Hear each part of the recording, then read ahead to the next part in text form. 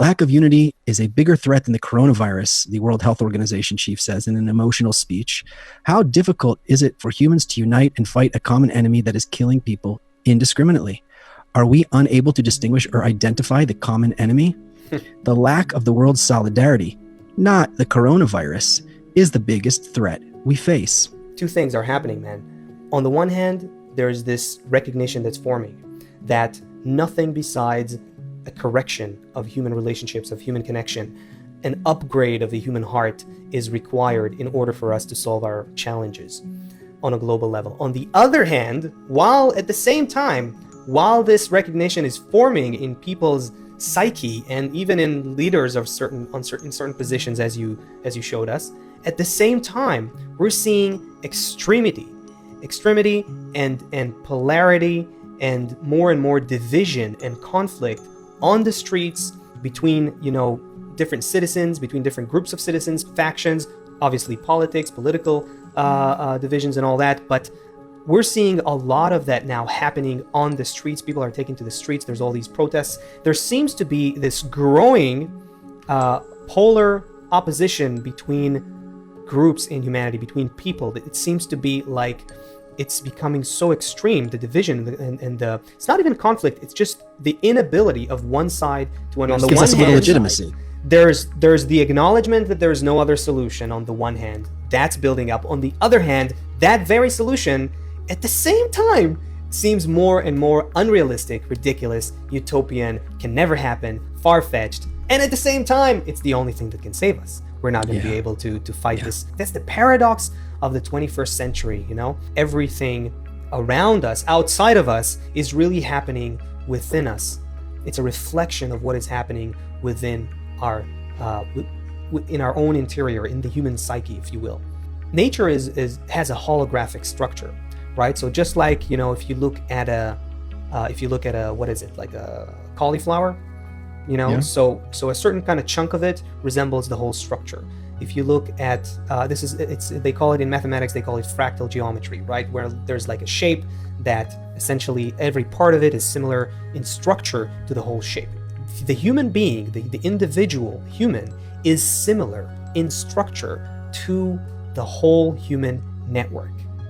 And so what we see occurring and taking place on the streets and in politics and in the news and between people are different tendencies, qualities, characteristics that exist in a certain shape, at a certain volume, in a certain space within each and every one of us. When we're seeing all kinds of movements, I'm going to say everything from fascism to Nazism and to violence, hatred of all kinds of sorts, all of that exists within each and every one of us. Why do we focus on perception? Why do we focus on, all of this, everything that's happening outside is a reflection of what's happening within us? The difference between the human level and the rest of nature is one of consciousness.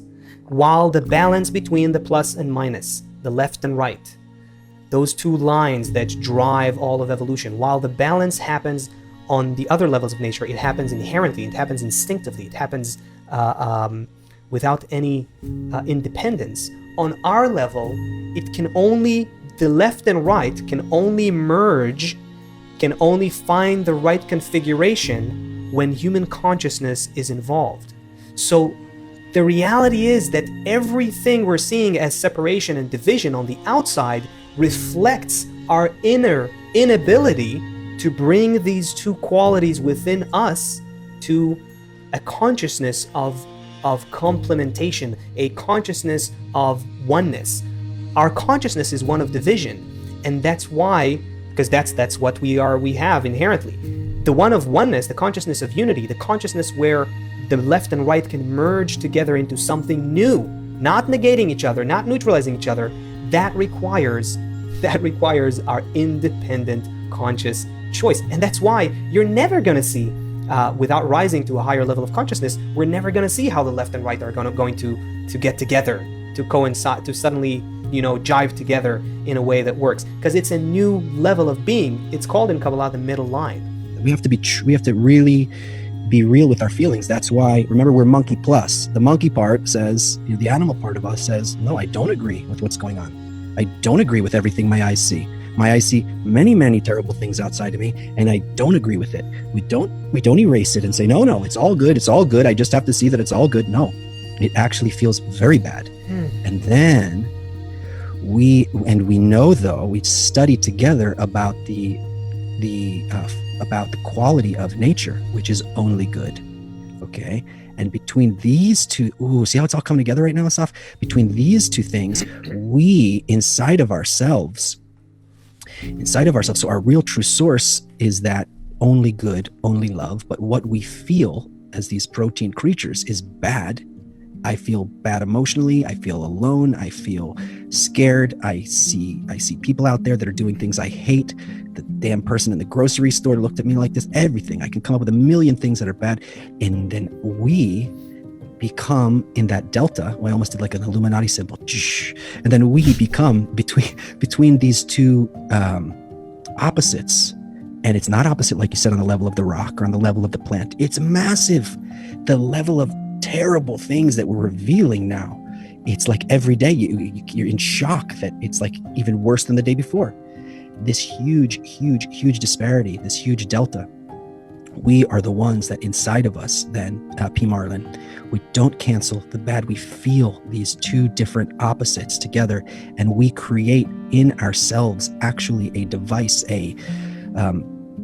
we're not going to say Partsufim and Sfirot and all the language of the wisdom of Kabbalah, but we would create a mechanism that these two things work together, these two opposites. And you know what happens when you have a small battery, you can power a watch. When you have a big battery, you can power a Tesla. If you have a huge plus and minus, like we have inside of us, each one of us, if we learn this wisdom together of how to bring together into this middle line, how to bring the plus and minus together correctly, by building this inner structure inside of ourselves. This is what Asaf meant about everything we see outside. By taking all of these forces and arranging them correctly, we open up a whole new world. We need to find, as humans, the middle line. On the other levels of nature, it happens instinctively. On our level, we have to consciously climb there, rise to that level.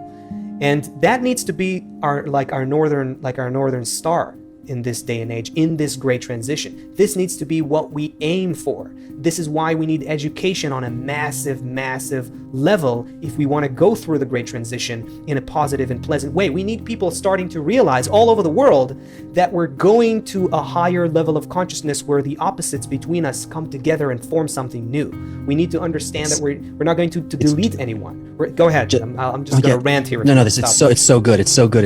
I can't hold myself. So it's a birth. Actually, the plus and the minus. You talked about sex. Yes. It's literally like it is a birth in every other level of nature. Just like your mother and mom and dad had you, and just like the proton and electron created some compound. That's how nature works. Right. We're in the process.